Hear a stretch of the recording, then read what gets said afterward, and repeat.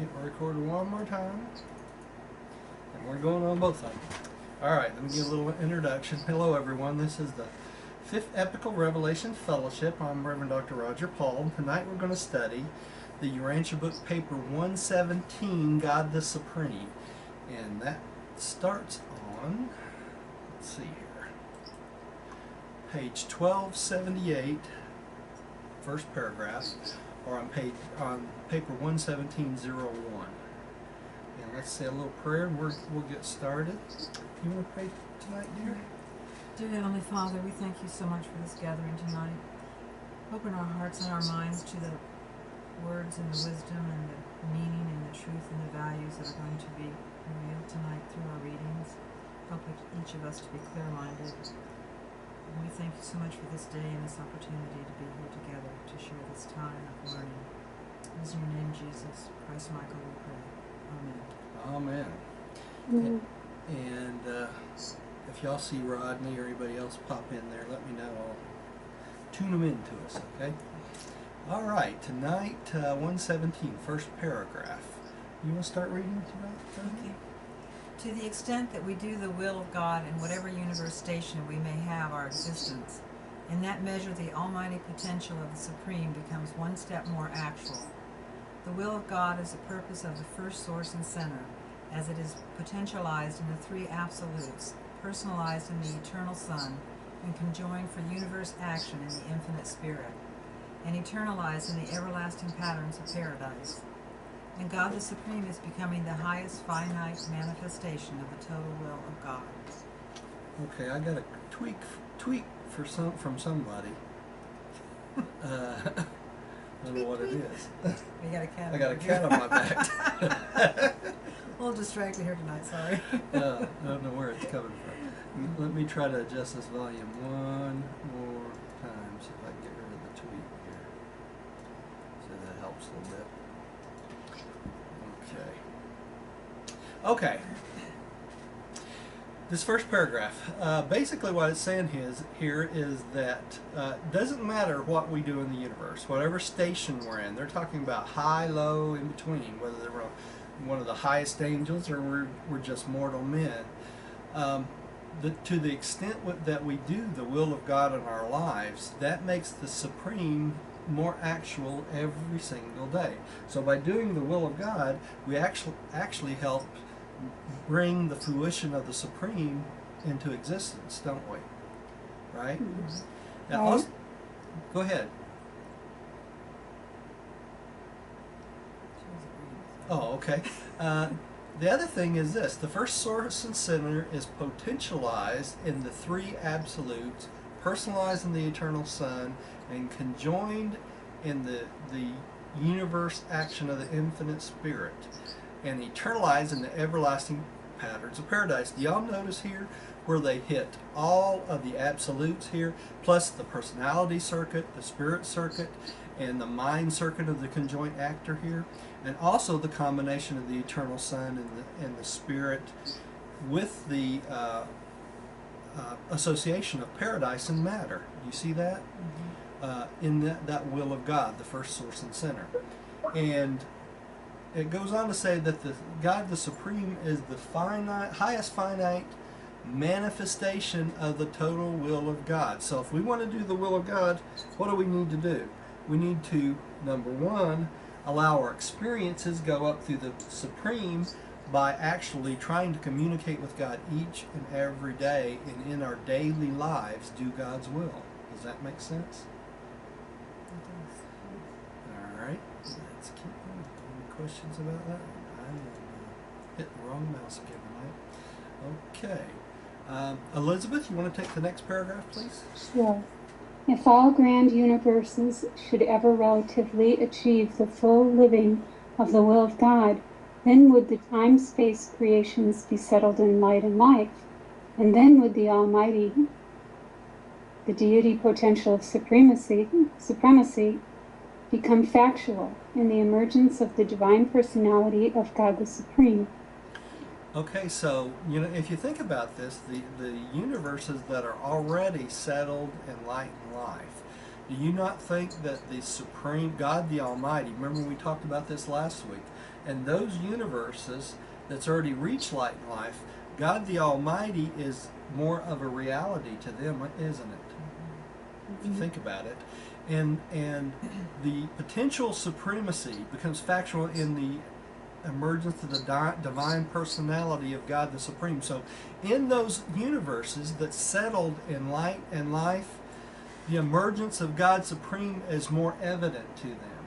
And we're going to find out more tonight probably. In this paper it talks about God the Supreme is one of the hardest things for us to recognize on the way to paradise, because there's not a physical part of the Supreme, because it basically goes out through all 7 universes, right? It's part of everything. But because of the personality of God the Father, God the Son, and God the Spirit, it will be easier for us to personally recognize them. But in order to do that, we have to realize our function and realize our effect on the Supreme to get up to that point. Okay? So it's very important that we always include the Supreme in all of our concepts of God. We can't get to God without the Supreme, because God is like we said last week, the Supreme is like our part in the adjuster, right? So the Supreme is, the Trinity is the same thing as the adjuster to the Supreme, right? So that's why it's so important for us to recognize the Supreme.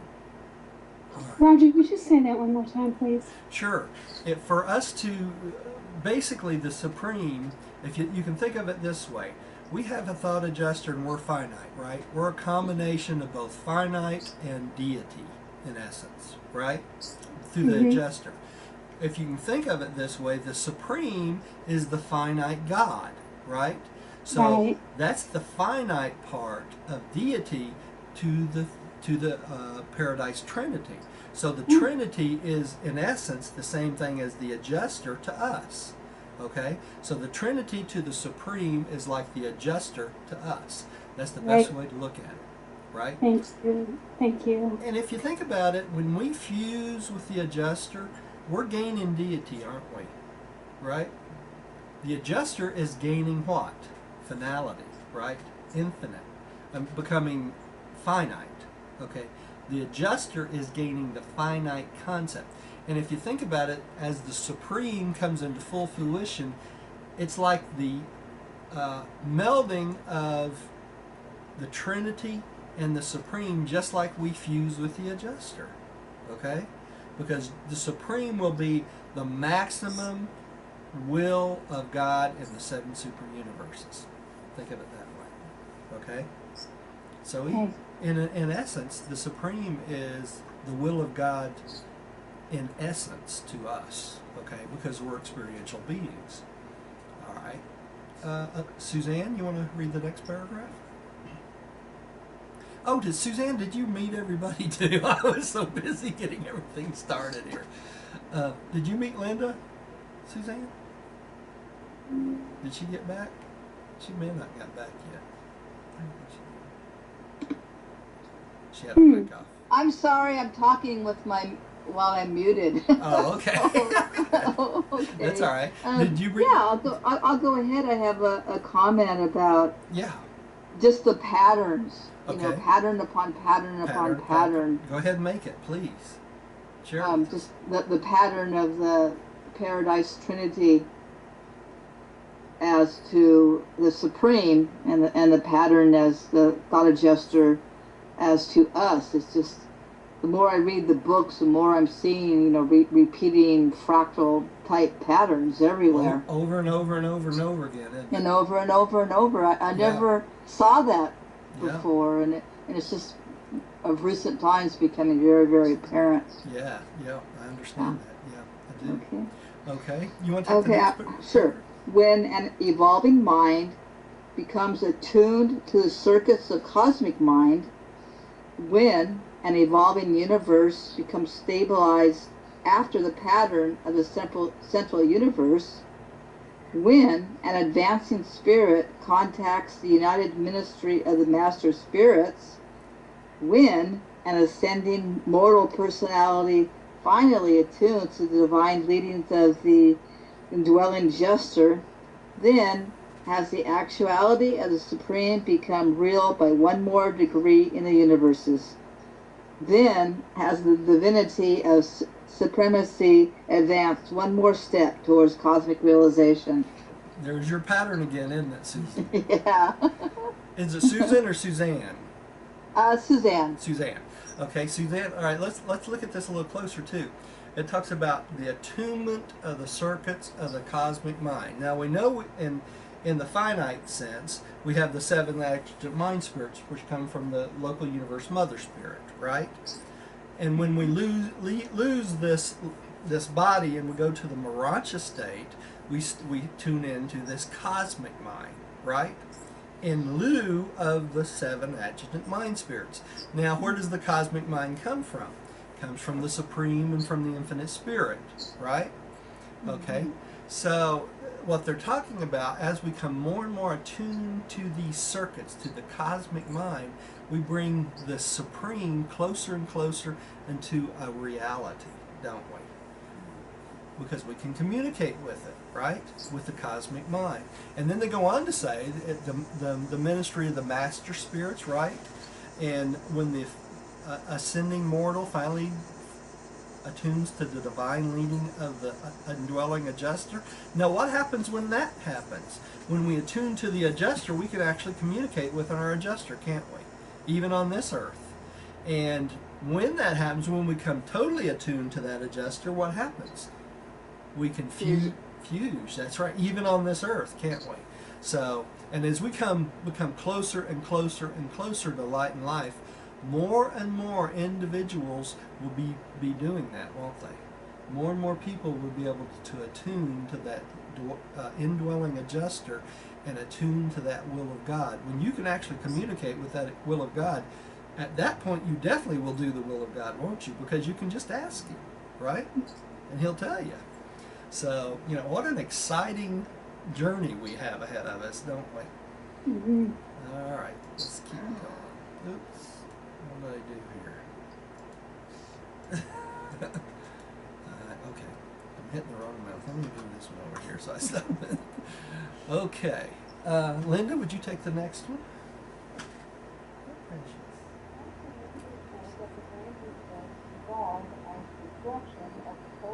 I can't hear you, Linda. I barely hear something.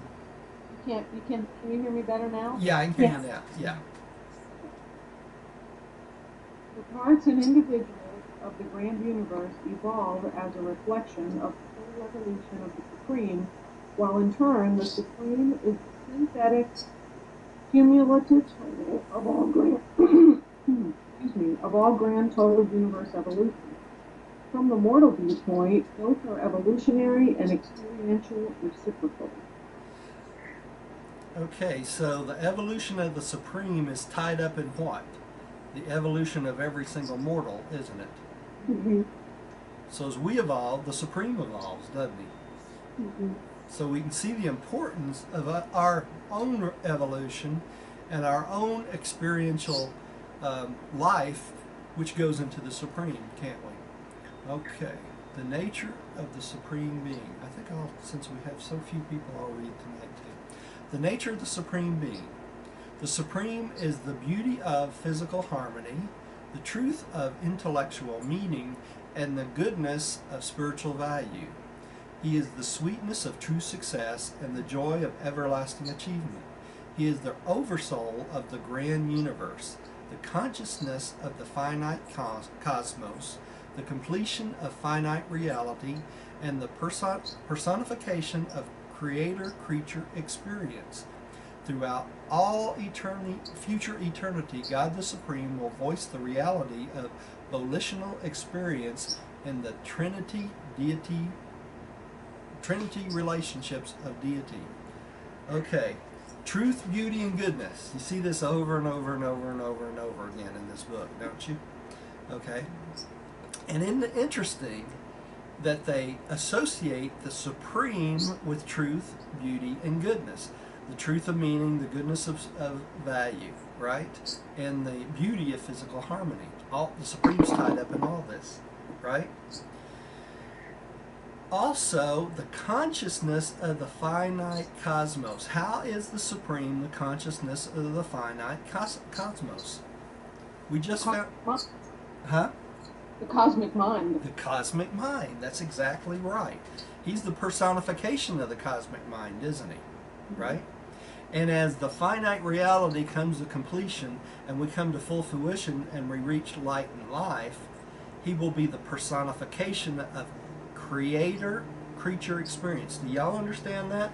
Because we are involved in this experience with creating the supreme. It's not only the creator personalities that are creating this universe, it's us also, right? And our experience. So we're partnerships with creation, aren't we? What a responsibility, right?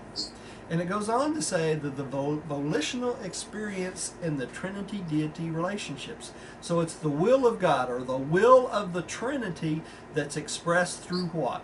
The Supreme, right? Let's see how... Yeah, Linda. I lost you there, Linda. What'd you say?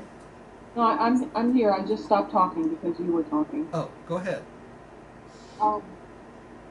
That first sentence there, what it made me think about is when Jesus said, "You will know them by their fruits." Uh-huh.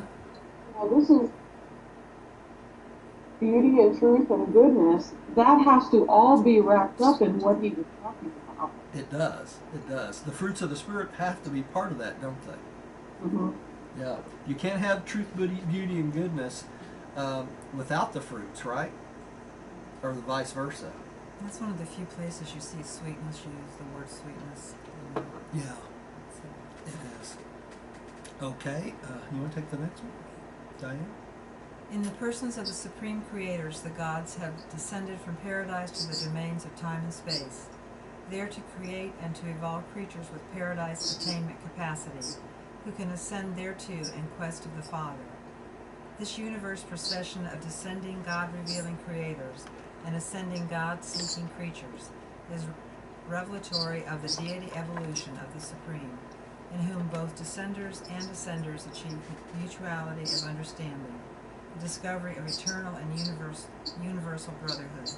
The Supreme Being thus becomes the finite synthesis of the experience of the perfect Creator cause in the perfecting creature response. I'm sorry, y'all. I may be causing this tweeting with the direction I have these speakers in. Hang on. Let me change them here a little bit. Maybe I'll get rid of the tweet. Let's try that. No, that's not better there. It just sounds like little birds, isn't it? It does. Sounds like we got a bird in here or something.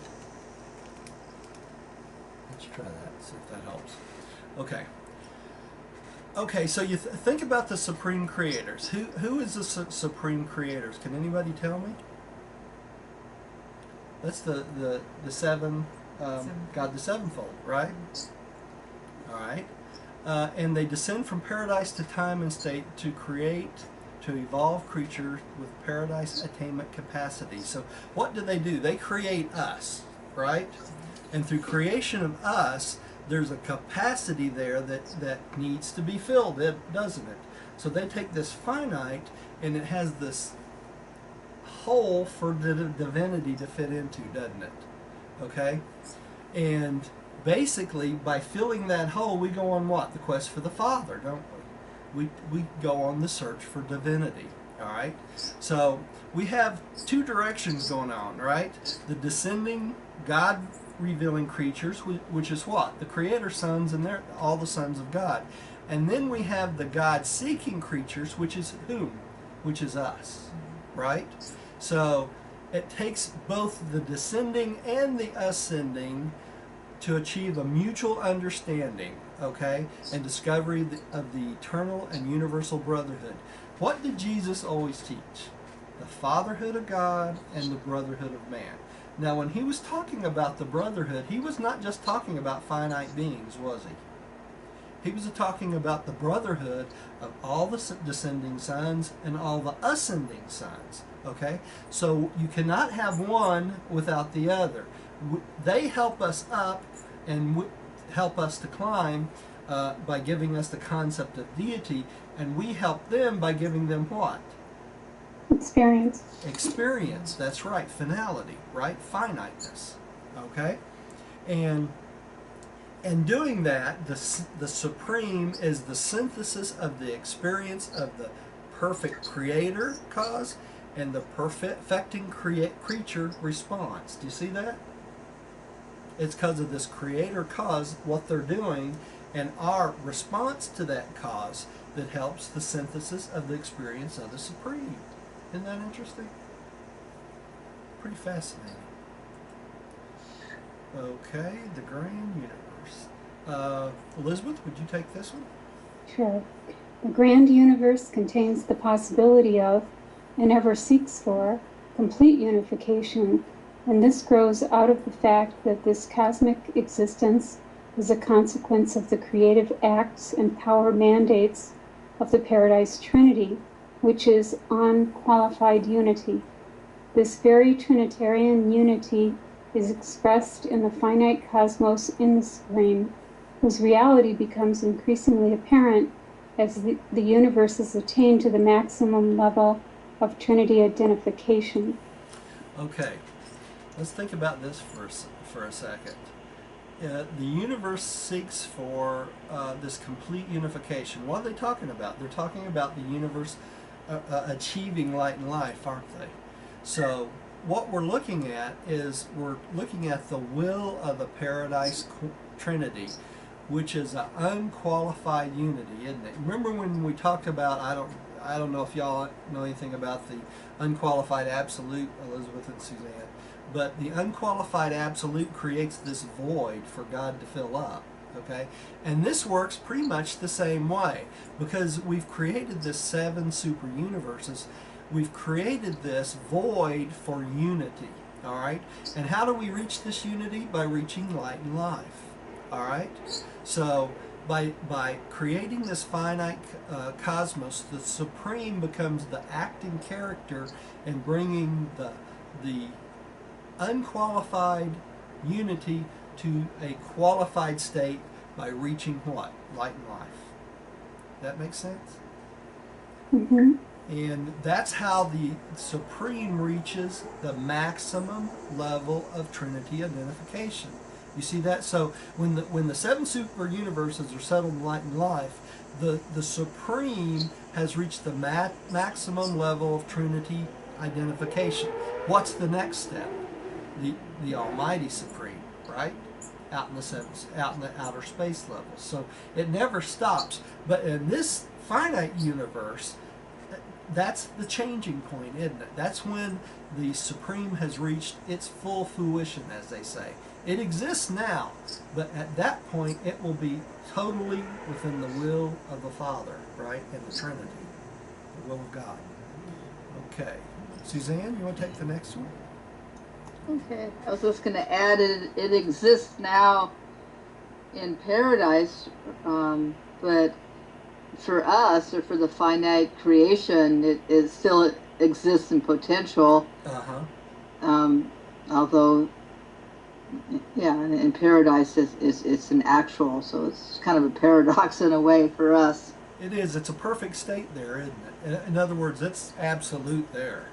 It's already, right. It's our pattern to reach that, isn't it? If you think about it. It's always the pattern. Right? Yeah, it's definitely the call. It is. For spirit, for mind, and for matter, isn't it? I mean, all of it. Yeah. If you think about it, when the 7 super universes reach light and life, what will it be? It'll be a reflection of paradise, won't it? Yes. That's what it will be. And then will probably be a pattern for the evolving universes. That's right. That's right. We'll see how that plays out. Yeah, really. A lot to live up to, isn't it? You think about it. Exciting. The will of the Creator and the will of the creature are qualitatively different, but they are also experientially akin, for the creature and creator can collaborate in the achievement of universe perfection. Man can work in liaison with God and thereby co-create an eternal finaliter. God can work even as humanity in the incarnations of his sons, who thereby achieve the supremacy of creature experience. Wow. Wow. This book just never ceases to amaze me. You know, even though we're what they call qualitatively different, we're still experientially akin. Isn't that interesting? I mean, think about that. You know, it's the creator sons. They go out and create, and they collaborate with whom? With us, don't they? As finite beings, and by doing that, God becomes a eternal finaliter. Isn't that interesting? You know, you'd think God is already a finaliter, but what they're talking about here is God the Supreme, aren't they? The experience of God, okay? And by the incarnations of his sons, like Jesus and the magisterial sons, they achieve supremacy of creature experience. That's as far as you can go as creature experience. So, and they do that right on planets just like ours. What a wonderful thing. Okay. Linda, would you take the next one? In the Supreme Being, creator and creature are united in one deity whose will is expressive of one divine personality. And this will of the Supreme is something more than the will of either creature or creator, even as the sovereign will of the Master Son of Nebadon is now something more than a combination of the will of divinity and humanity. The union of paradise perfection and time-space experience yields a new meaning value on deep levels of reality. Now this is interesting because we've been studying the bestowals of Christ on Sundays, right? Afternoons. And if we think about this, you know, they talked about in the bestowals how the Master Son Michael, when he finished his bestowals, he became the son, totally the Son of Man and the Son of God. But it created this whole new being of experience. You remember that from Sunday? Yes. And that's what they're talking about here. It's funny how this all ties in together so closely. It's the union of the paradise perfection and the time-space experience which yields new meaning values on deity levels of reality. And that's what they're talking about. It creates this whole new being of experience that goes to what? The Supreme, right? That's why Jesus kept mentioning the Supreme over and over again, many times, because he understood the importance of this experience and doing it right, the will of God, for adding to the experience to the Supreme. Does that make sense? So, it's quite interesting. Okay. Is it me again? The evolving divine nature of the Supreme is becoming a faithful portrayal of the matchless experience of all creatures and of all creators in the grand universe. In the Supreme, creatorship and creaturehood are at one. They are forever united by that experience which was born from the vicissitudes attendant upon the solution of the manifold problems which beset all finite creation as it pursued the eternal path in quest of perfection and liberation from the fetters of incompleteness. So all these trials and tribulations we're going through are all part of the experience of the Supreme. Isn't that interesting? So, you know, if you look at your life and you go back through it and say, gosh, I had a struggle through life. But look at the experience you've given to the Supreme by learning how to cope with those experiences and still staying within the will of God. What a responsibility, and it's so special, isn't it? Very challenging. It's very challenging, yeah. So But- it just, for me, it gives meaning to everything that you do in life, because as you're going through life and going through all these different experiences, you know, happiness and joy and struggles, and everything takes on new meaning and new importance. And It so does. it kind of gives you, you know, the strength and the courage to continue on. Yeah. So, I know when you start to get down and you think, why am I doing this? You know, you can always you can always come back to the Supreme, can't you, Linda? You know, and say, this is part of the experiential part of Supreme. All these struggles, right? It talks about right here the vicissitudes attendant upon the manifold problems, right? And we have tons of them, don't we? You know, and all these are working things out for the universe, right? Our own it, little universe. it just makes me want to tell, you know, everyone about this book so that they can have the hope. Mm-hmm. Yeah. You're not going through all of these things for nothing. There's a purpose and there's a plan and a reason for all of this. There's a plan for everybody, isn't there? All the way And through. it makes so much more sense in light of, you know, what's being said here. Yeah, it does. It does. It also stimulates me to want to try and reach higher Absolutely. Yeah. in my decisions. To always strive to reach just a little higher and bring more truth and more beauty, more goodness to each decision that I make. Mm-hmm. Exactly. Yeah. It always makes you want to ask yourself, what's the will of God in this decision, isn't it? What would be God's will for me, my Yeah. life? You know. It's interesting. Okay. Truth, beauty, and goodness are correlated in the ministry of the Spirit.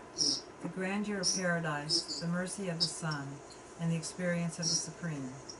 God the Supreme is truth, beauty, and goodness, for these concepts of divinity represent finite maximums of Ideational. ideational experience. The eternal sources of these triune qualities of divinity are on superfinite levels, but a creature could only conceive of such sources as super truth, super beauty, and super goodness. Isn't that interesting? We keep coming back to this truth, beauty, and goodness over and over and over again here. And is this not a beautiful description and of what truth, beauty, and goodness really is? Mm-hmm. You know, the beauty, of the ministry of the Spirit, the grandeur of paradise, the mercy of the Son, and the experience of the Supreme. Whew. That's quite a concept, right? And it goes on to say that these represent finite maximums of ideational experience. In other words, by understanding truth, beauty, and goodness, this is the maximum of experience of our ideals we can have. Isn't that nice?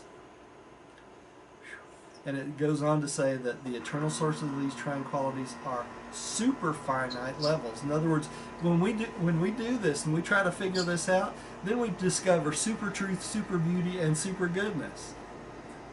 What a concept! All right, Elizabeth, you want to take the next one? Okay. Michael, a creator, revealed the divine love of the Creator Father for his terrestrial children. And having discovered and received this divine affection, men can aspire to reveal this love to their brethren in the flesh. Such creature affection is a true reflection of the love of the Supreme. Boy, when Jesus said he was the way, he was not kidding, was he? He wasn't joking in any shape, form, or fashion, right? And it's that love of Jesus that we need to share with everyone in the world, and all of our brother, the brotherhood of God, right? The brotherhood of man. Okay. I'm having a problem with the hearing. I wonder if anybody else is. Listen to you talking, it sounds kind of garbled. Oh, does it? That happens sometimes on connections, Suzanne. I wonder if anybody else is having that, or is it just me? A little bit, yes. A little bit? Okay, let me redial everybody, okay? I'm going to hang up and dial you right back, see if we can get a better connection, okay? Well, thanks.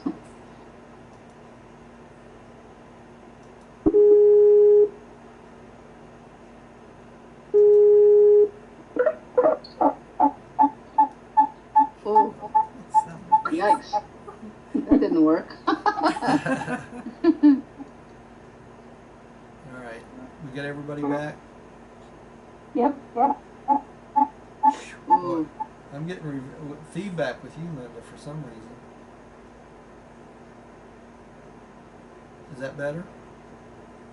That's better. Stop, yeah. Okay. Oh, now you're getting feedback from me. Yeah, y'all are going to have to mute your mics and unmute them when you want to talk. We have to do that a lot with Skype, unfortunately.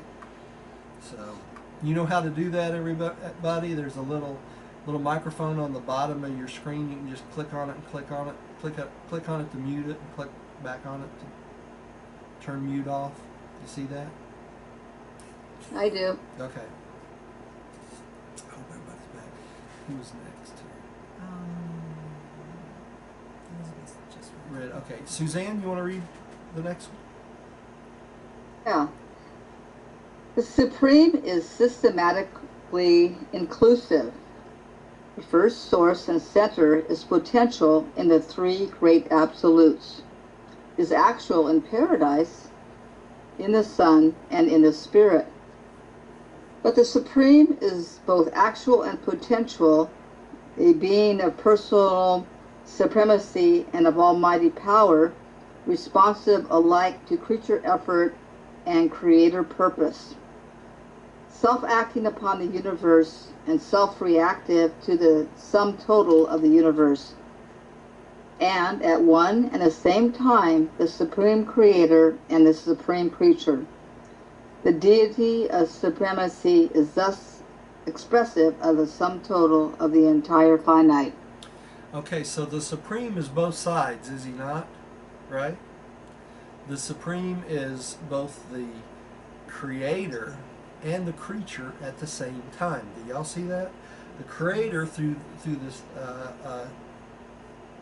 God the sevenfold, right? The seven creators, right? We know what those are. Well, through the seven master spirits, the ancients of days, the creator sons, and the creative daughters, and the Supreme itself. These are all creator personalities, aren't they? They come from paradise. So the Supreme is much like those, only the Supreme is the head of all of that, right? And at the same time, through experience, the Supreme is a creature itself.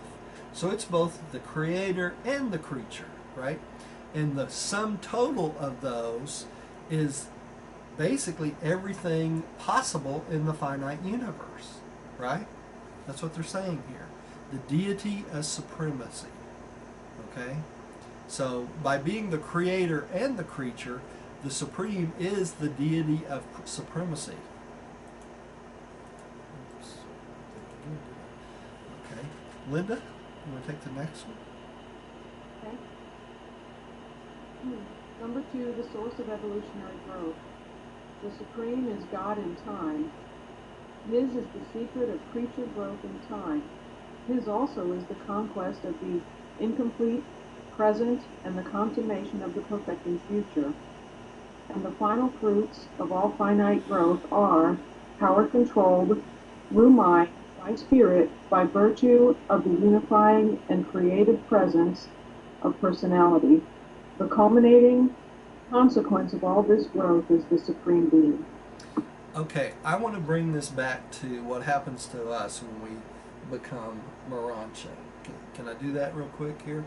When we become Morontia, what do? We take an adjuster, which is deity, right? And we take our personality and we add it to the adjuster, right, as a Morontia being. And we take the experiences that we've got and the influences of the Spirit of Truth, the Holy Spirit, and the Infinite Spirit, right? And all those mix together to create what? The human soul, this new creature, right? That's what happens when we become a Morontia being, doesn't it? All right? So we go from being a finite being to a more permanent being, don't we? On our pathway to find God. Now let's read through this. Akin that to this, all right? The final fruits of all finite growth are what? Power controlled through mind by spirit. That's what we do, don't we? We control our mind by our spirit as a human being, by the virtue of unifying the creative presence of personality.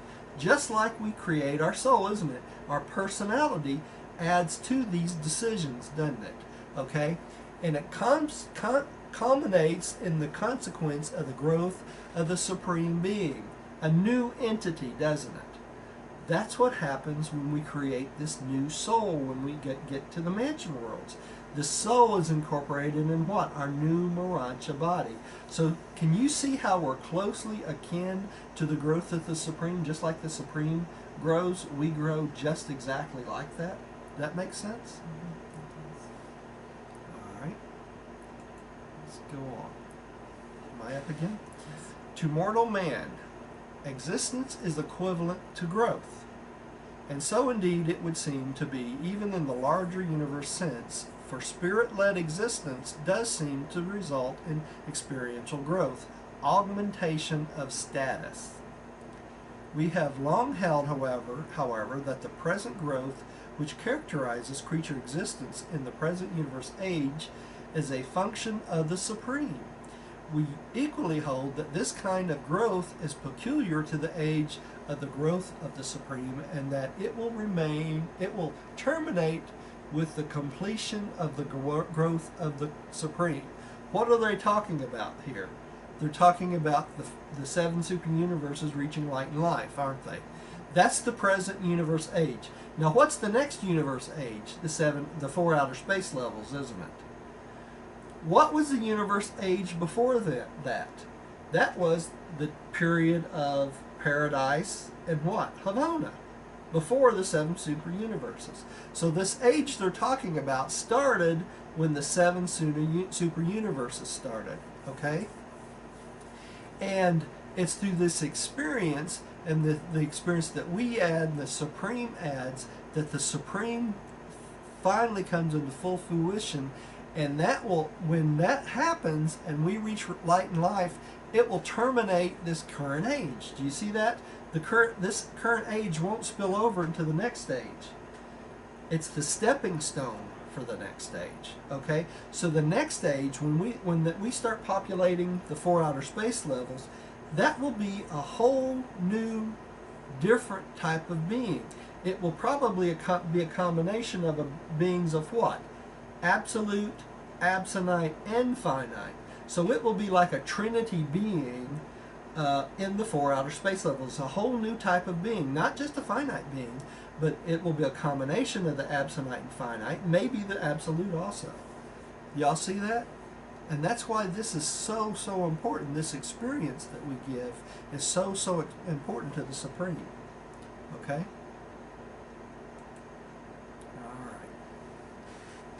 Consider the status of the creature trinitized sons. They are born and live in the present universe age.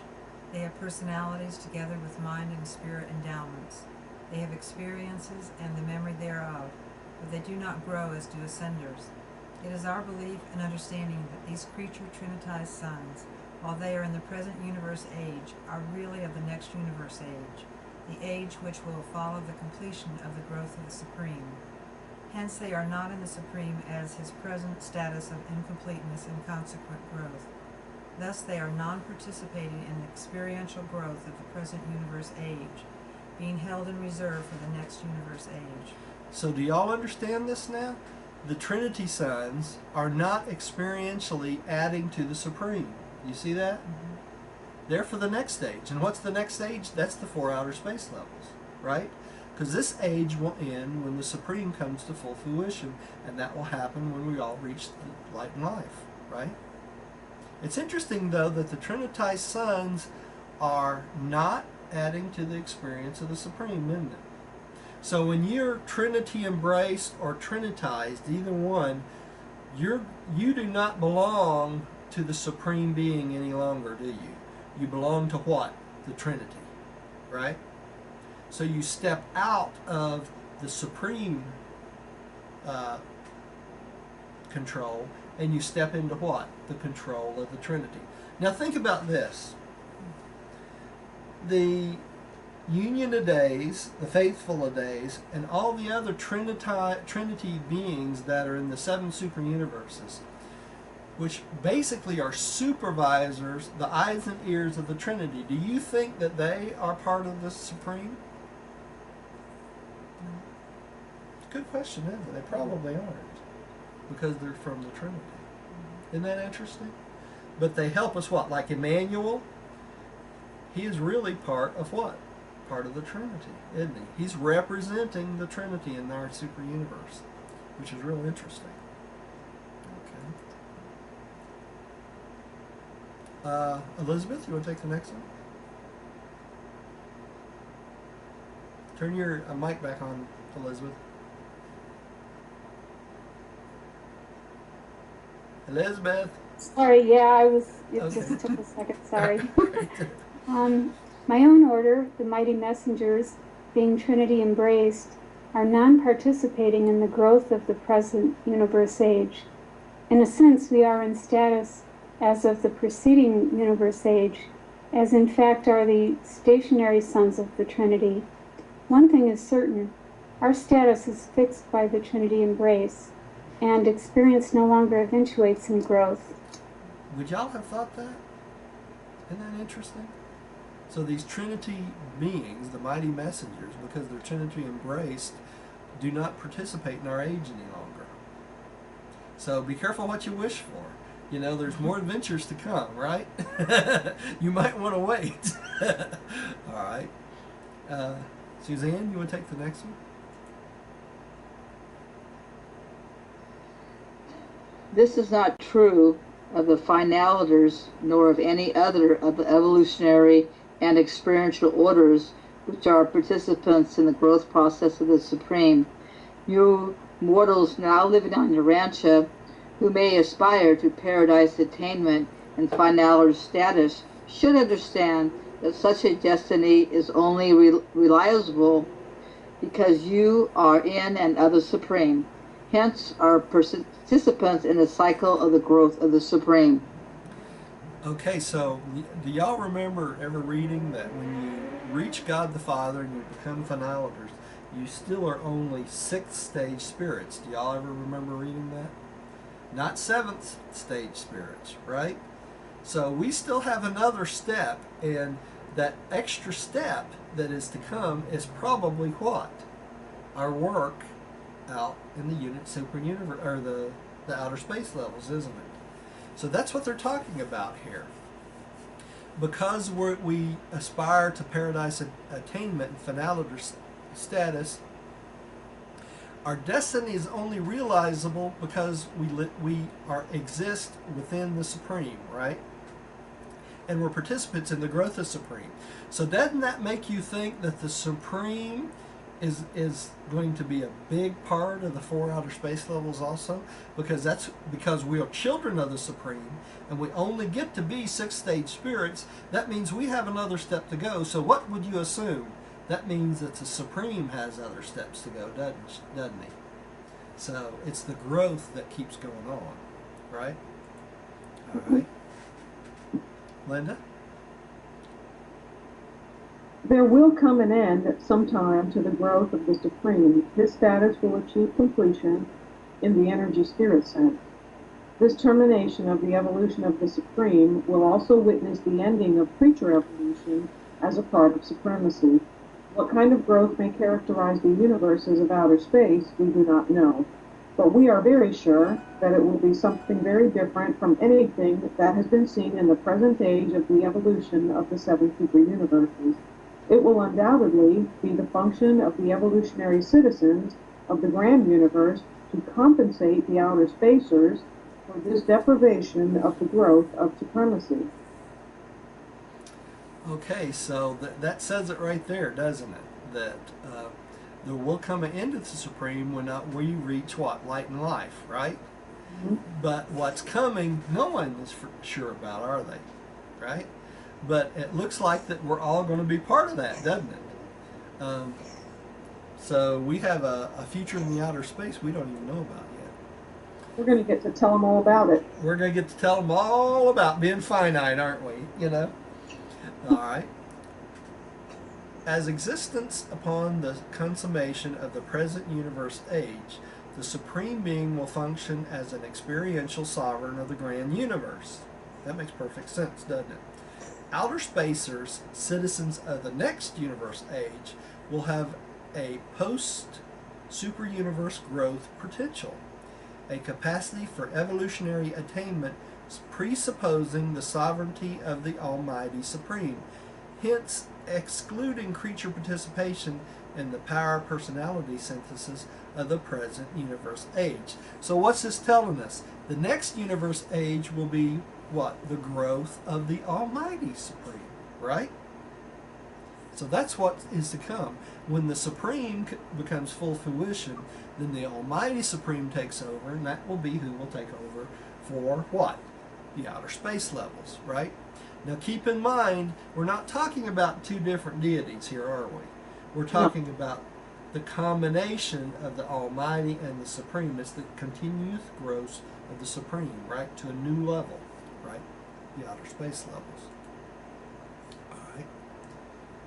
Thus may the incompleteness of the Supreme be regarded as a virtue, since it makes possible the evolutionary growth of the creature creation of the present universes. Emptiness does have its virtue, for it may become experientially filled. And isn't that true in everything? You remember we talked about the unqualified? The unqualified creates this void to what? Be filled by what? The deity absolute and the universal absolute, right? All right. Elizabeth, would you take the next one? Can you hear me? Yeah, I can. Okay. One of the most intriguing questions in finite philosophy is this. Does the Supreme Being actualize in response to the evolution of the grand universe? Or does this finite cosmos progressively evolve in response to the gradual actualization of the Supreme? Or is it possible that they are mutually interdependent for their development, that they are evolutionary reciprocals, each initiating the growth of the other? Of this we are certain. Creatures and universes, high and low, are evolving within the Supreme. And as they evolve, there is appearing the unified summation of the entire finite activity of this universe age. And this is the appearance of the Supreme Being to all personalities, the evolution of the almighty power of God the Supreme. Okay, now do y'all kind of understand the difference between the Supreme and the Supreme Being? What they're talking about when all this happens, there will be a power personality, an actual being, a contactable being when this happens. Okay? And that's what the difference between the Supreme and the Supreme Being is. The Supreme is like this universal force or being that is already here, right? But he will become a personality that's contactable like God the Father, God the Son, God the Spirit when the Supreme Being comes into full fruition. Okay? And that's what they're talking about here. But it's kind of interesting that the philosophers of the universe are kind of a little bit confused by how all this works themselves, right? So it's no wonder that we have such a hard time grasping the understanding of the creatures and the universes and the Supreme Being and Almighty Supreme, all these things, because they don't even have a real clear understanding of all of it, right? So, we shouldn't feel bad if we don't totally understand all of this, right? Okay, let's keep going. Suzanne, you want to take the next one? Yeah. The significance of the Supreme to the universe creatures. The cosmic reality, variously designated as the Supreme Being, God the Supreme, and the Almighty Supreme, is the complex and universal synthesis of the emerging phases of all finite realities. The far-flung diversification of eternal energy, divine spirit, and universal mind attains finite accumulation in the evolution of the Supreme, who is the sum total of all finite growth, self-realized on deity levels of finite maximum completeness. Now, do y'all see the breakdown of these along with the growth of the Supreme and the 7 super universes to the next level and the next level? Y'all see the association here? So this is a way for the Supreme to continue growing, even though the Supreme will reach what? The complete finite synthesis of itself when we reach light and life, right? But that's just the finite part. But what's yet to come? We still have the combination, probably the absonite and the finite and the outer space levels, or the absolute, the absonite, and the finite in the outer space levels. We don't know. They don't even know, right? All right. Linda? The Supreme is the divine channel through which flows the creative infinity of the triodities, crystallizes into the galactic panorama of space, against which takes place the magnificent personality drama of time, the spirit conquest of energy matter through the mediation of mind. Okay. Do y'all remember the triodities? You need me to go through it, anybody? The triodities these are non-father relationships, which involve the infinite spirit and the son in paradise, right? That's one of the triodities. Okay. And it's talking about how the Supreme here is the channel which these triodities crystallizes the will of God, basically. Okay, into energy, matter, mind through the universe. Does that make sense? It's pretty simple. Okay. Come on, Roger. Hit right, wrong button. My turn. Wait, did I hear you right? Did you say it's pretty simple? Yeah. It's very simple, yeah. Okay, I just wanted to make sure I actually heard that right. Suzanne, I've been talking about this. See, you're new, so you don't understand. I've been talking about all these concepts for weeks and weeks and weeks. We had an 11-week Okay. study. It's called the Origins of Universal Reality by Don Estes. During the summer, we had an 11-week study. We were really preparing for the forward of the book. Okay, so Okay. I went all through all these. I had 11 weeks of going through all these concepts and all these things, Okay. and I feel like I beat it to death. So it seems simple to me. Okay. It's not fairly, really. fairly simple to Dr. Paul. That's right. Yeah, I see. I've taught it so much and said it so much. It seems like simple concepts to me now. But you can go back and look at the videos. It might become simple to you too. Yeah, I know we're on our Sunday morning sessions. We're getting through the forward, and I think we're, I don't know, 5 or 6 weeks into it. And have we got 8 pages into About it? 8 pages? Yeah, something like that. Okay. Said Jesus, I am the living way, and so he is the living way from the material level of self-consciousness to the spiritual level of God consciousness. And even as he is the living way of ascension from the self to God, so is the Supreme the living way from the finite consciousness to the transcendence of consciousness, even to the insight of absonity. Okay? What is the insight of absonity? That's understanding absonite existence, right? Okay? So let's go back here. Jesus said, I am the living way. He literally is the living way from material existence and self-consciousness to a spiritual life, isn't he? Right? He taught us how to do the will of God. He taught us how to survive past this finite life, right? Just by faith. So he in essence is our concept, our maximum concept really of God, if you think about it, because he created everything we are, right? Now God the Father gives us his fragment and personality, so he is in essence co-partners with what? The Creator Son. Everything that finite that we are comes from the Creator Son, doesn't it? And the Creative Mother Spirit. And what? All those deities associated down through the Ancients of Days, the 7 Master Spirits, and whom else? The Supreme, right? Okay, and that's what they're talking about here. The Supreme is the way from finite consciousness. What is that? That's Jesus consciousness, right? That's the consciousness of our finite lives, right? Who we are, where we came from. To transcendence of consciousness, even to insight of obscenity. What's the insight of obscenity got to do with this? Because that's the next level when we reach full-fledged spirit. Where we go? We'll go to the 7 rings of Havona, right? And we will start to experience what? Absonity, absonite beings. That's who will help us, teach us to get us to paradise. Okay? So the Supreme is the way from our finite existence to what?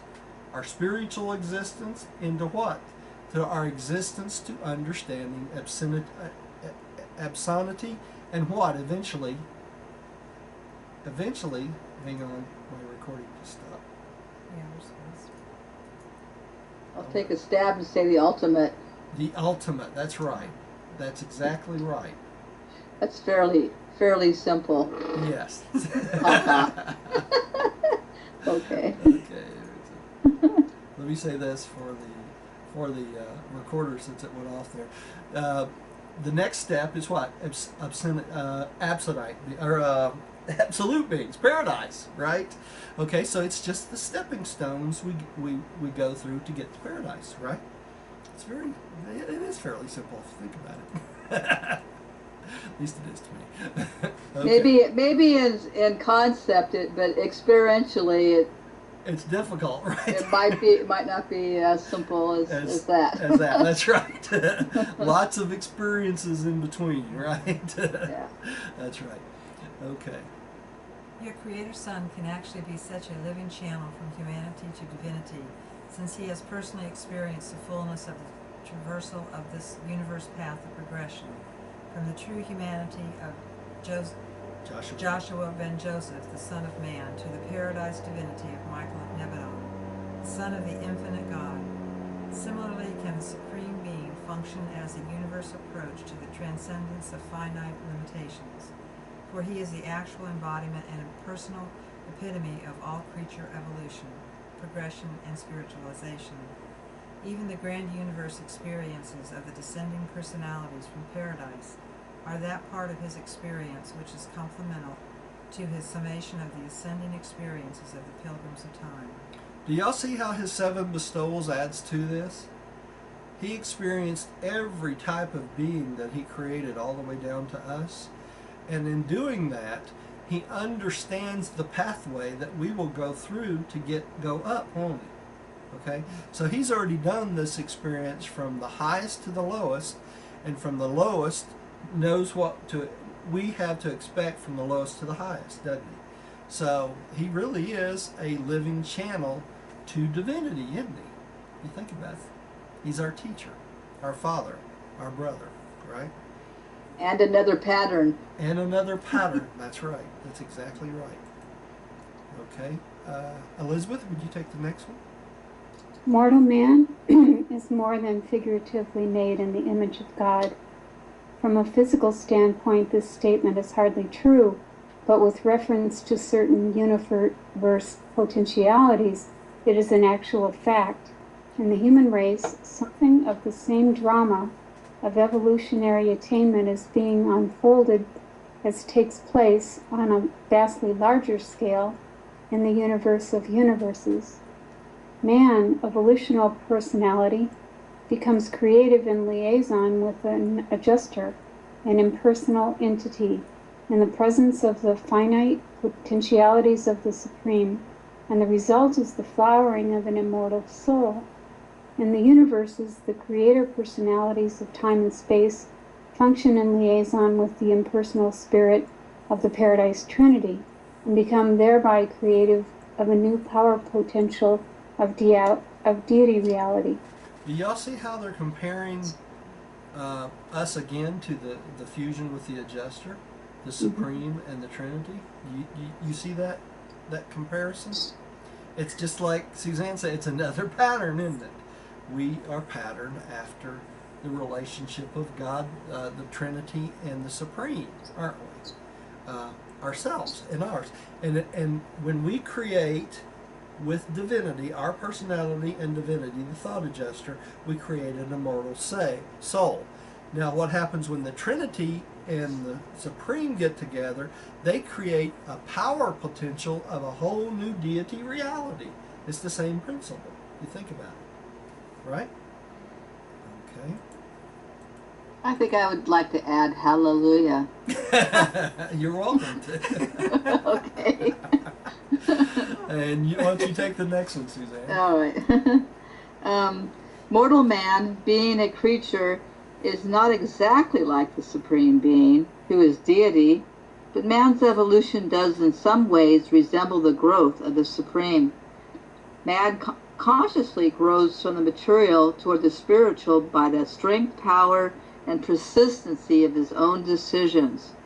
He also grows as his thought adjuster develops new techniques for reaching down from the spiritual to the moral soul levels.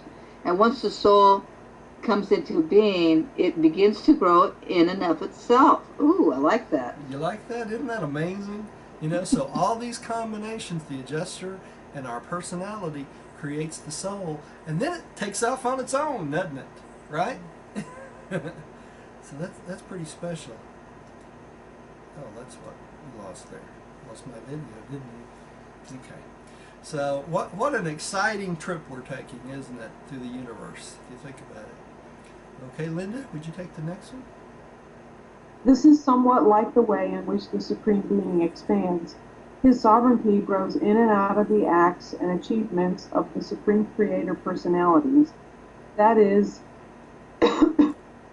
the evolution of the majesty of his power as the ruler of the grand universe. His deity nature is likewise dependent on the pre-existent unity of the Paradise Trinity, but there is still another aspect to the evolution of God the Supreme. He is not only creator-evolved and Trinity-derived, he is also self-evolved and self-derived. God the Supreme is himself a volitional, creative participant in his own deity actualization. The human morontial soul is likewise a volitional, co-creative partner in its own immortalization. Now, do you see how the growth of the Supreme is much like the growth of us here? They keep comparing it to us, don't they? That's because we're experiential, right? And the Supreme is the same thing. So he's not only the creator, the Supreme, that being, but he's also part of the creature, right? So he's doing the same things we are. Do you think that he can make the Supreme can make a volitional choice at this point, or does he have to be totally actualized before he can make? He's already making those choices, Suzanne. He Wow. is a complete being already. Now, he's not complete in experience, but he is a complete deity, okay? And, you know, when Complete. Yeah. Complete in pattern? In pattern, that's right. He's a complete deity in pattern.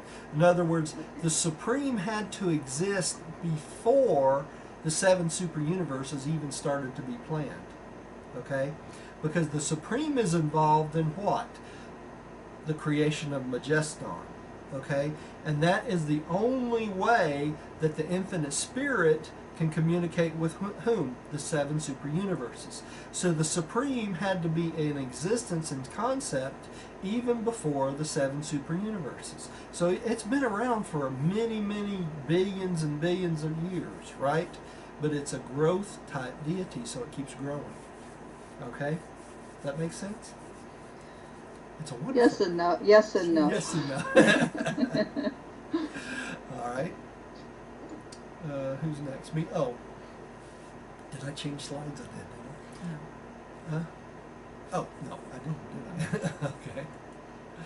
All right. The Father collaborates with the conjoint actor in manipulating the energies of paradise and in rendering these responsive to the Supreme. The Father collaborates with the Eternal Son in the production of creator personalities. That would be the Son, right? And all the magisterial and the avonals, right? Whose acts will sometime culminate in the sovereignty of the Supreme.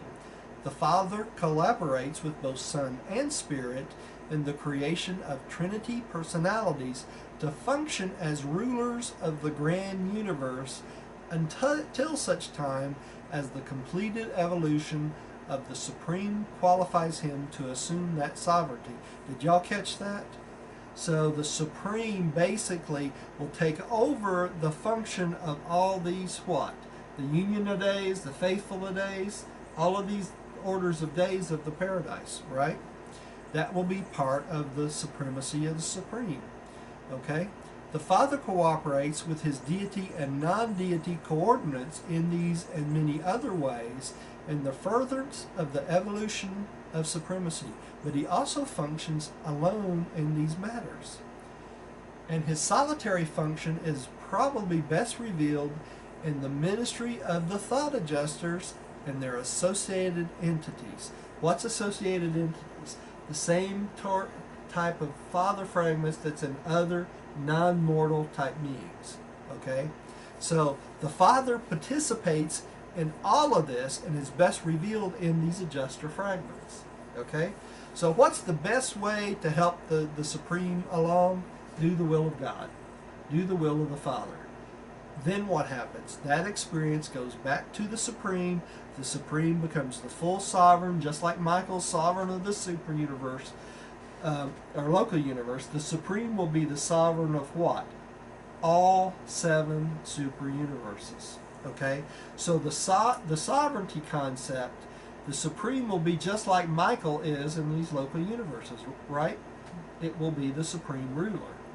And all these other Trinity sons of God will not be required anymore. Why? Because those come from the Father to help run the universes until the Supreme is completely in full fruition. Okay? That's the only reason they're there. Well, not the only reason, but the main reason they're there. Okay? Deity is unity, existential in the Trinity, experiential in the Supreme, and in mortals, creature realized in adjuster fusion. The presence of the thought adjusters in mortal man reveals the essential unity of the universe.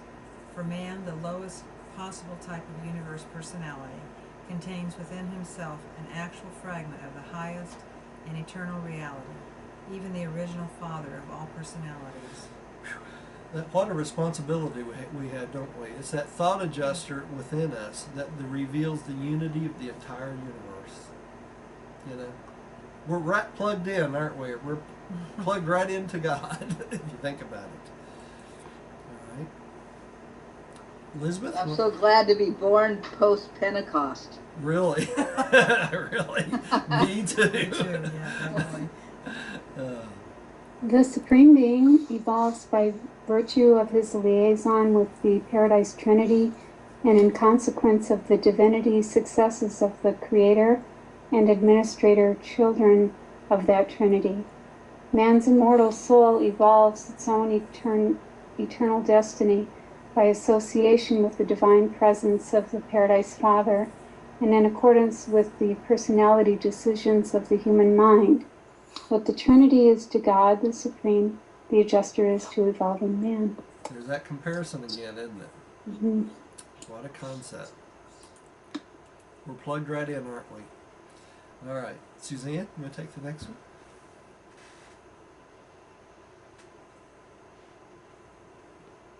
Turn your mic back on, Suzanne. Sorry. During the present universe age, the Supreme Being is apparently unable to function directly as a creator, except in those instances where the finite possibilities of action have been exhausted by the creative agencies of time and space.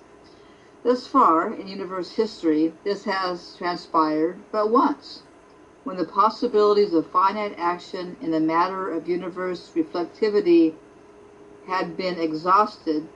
Then did the Supreme function as the creative cumulator of all antecedent creator actions. And we believe he will again attain as a culminator in the future ages whenever creatureship has completed an appropriate cycle of creative activity.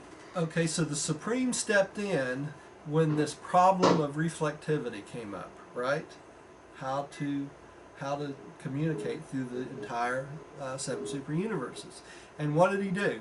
He created Majeston. Okay? That's the main character that the Supreme created. You got that? Catch it? All right. What an important being that is, too. That is the being that controls all reflectivity for all 7 super universes. Okay? Linda, you take the next one? The Supreme Being did not create man, but man was literally created out of, his very life was derived from, the potentiality of the Supreme. Nor does he evolve man, yet is the Supreme himself the very essence of evolution. From the finite standpoint, we actually live, move, and have our being within the immanence of the Supreme. Now, where have you heard that before? From the Bible. From the Bible, right? Yep. We live, we move, live, and have our being within God, right? And what, is, in essence, is the God they're talking about? They're talking about God the Supreme, aren't they? Right? You see the importance of the Supreme? Can't miss it. And I like it here when it says, the Supreme did not create man, but we were literally created out of, and his very life derived from, the potentiality of the Supreme. And what are they talking about? They're talking about the potential of the Supreme to reach light and life, aren't they? Right? Mm-hmm. Okay, so it all starts to come together. Makes sense. All right. The Supreme apparently cannot initiate original causation, but appears to be the catalyzer of all universe growth, and is seemingly destined to provide totality accumulation as regards the destiny of all experiential evolutionary beings. The Father originates the concept of a finite cosmos. The Creator Sons factualize this idea in time and space, with the consent and cooperation of the creative spirits. The Supreme culminates the total finite and establishes its relationship with the destiny of the Absonite. Okay? So, let's break this down. The Supreme didn't originate all this. God the Father did, right? The Father originated the cosmos. The Sons created, right, the cosmos. And in the idea of time and space with the creative spirits, okay? But it's the Supreme that takes the finite and the absonite and creates the relationship and plugs it all together, doesn't he? It creates the destiny of the absonite. So it's the Supreme that allows us to go from the finite universe to the absonite universe, which is what? Pavona, right? To what? The absolute universe, which is what? Paradise, right? So you can see the importance of the Supreme to step through this process, right? Okay.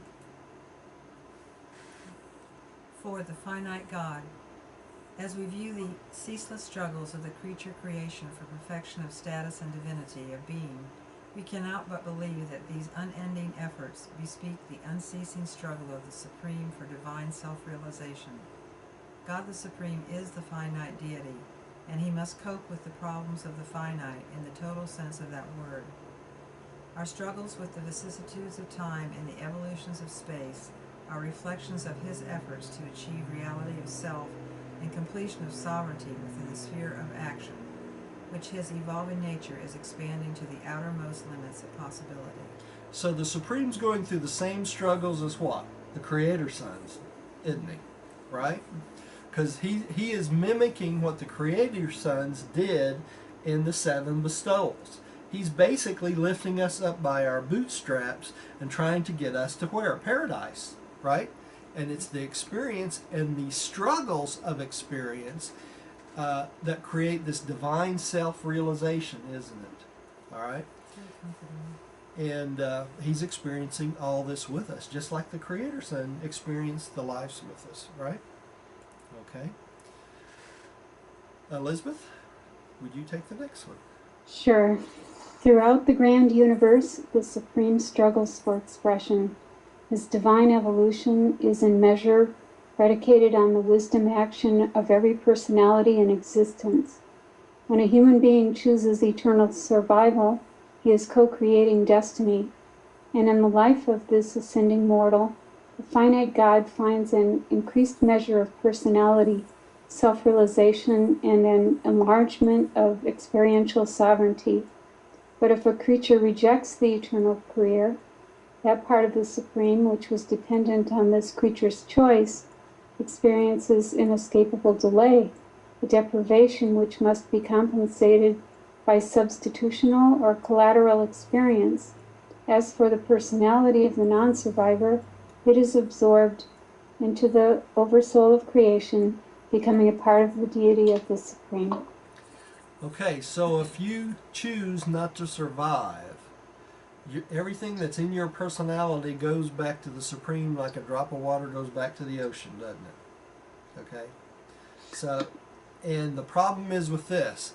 Notice here it says the substitutional or collateral experience as for the personality of this non-survivor. You see that? So what is that telling us? So for everyone that does not survive, the Supreme must have an additional what? Being, a person, to take up that space. But the problem is this. Every single person's experience is unique. Okay? So the Supreme will never experience that exact experience again in the exact same way. You see that? And that's what they're talking about, this substitutional or collateral experience. So all these people that choose not to survive are not only hurting themselves, they're hurting what? All people, all beings. How is that? Because they're not fulfilling their part of the experience in the Supreme, and that slows down what? The Supreme coming into full fruition, doesn't it? So it's not only important that we each survive for our own sakes, but we need to survive for each other's sakes also, don't we? So that's where the brotherhood of man comes in here. Every person that makes the decision not to go past this life, it hurts all of us because we lose what? Their experience, don't we? We'll never have that same experience exactly the same way. Well, can that ever be compensated for? Nope, that's what they're talking about here, the substitutional and collateral experience. The Supreme has to come up with a substitute for each and every one of those beings that don't survive to get that experience within himself, right? So another creature has to do it. Replacement. Yeah, it has to have a replacement, that's right, for that being, which is really sad. And all that personal experience and the personality does go into the Supreme, but it melds into Supreme. It no longer has a what expression vehicle anymore, does it? Because when you don't survive and that life force is taken out of you, there's no vehicle for that expression to be brought forth anymore. Does that make sense? It's a sad thing. It really is. It's not only losing these individuals, but it's losing their individuality and their experience to the whole universe, which is horrible. It's 9 o'clock, y'all, so I need to cut it off, I guess. Did y'all enjoy this a little bit tonight about the Supreme? Very much. I did. Good. I have a question before you go. What do you think it is for us that when they say that to make the supreme decision? That's when we hit the third psychic circle and we make the supreme decision. What do you think that looks like? I think that is the decision to fuse with the Father fragment. That's what I think that supreme decision is. And the potential that happens when you do that. That's right. Because you go from being just a finite being, your whole life, to the potential of being a part of deity at that point, right? You have that deity fragment within you. So you go from, that's why they call it going from being a faith son of God to a real son of God when you fuse, because you're no longer just the son of God by faith. You're actually a real part of God the Father, aren't you, by fusing with that adjuster? That's why you become a real son of God. That's why they give you a whole new name, because you're a new being in essence. You're a combination of the finite and the deity, right? And I think that's that supreme decision they're talking about. Oh, thank you. Okay. Listen, I enjoyed it, y'all. I hope y'all come back and join us next week. Yes. Thank you for all those that listen at home. We look forward to talking again with you. Thank you. Good night, everybody. Let Good night, me everyone. kill the video Night. machine. Thank you. You're welcome. God bless. You Good night. too. Thank you. Good night.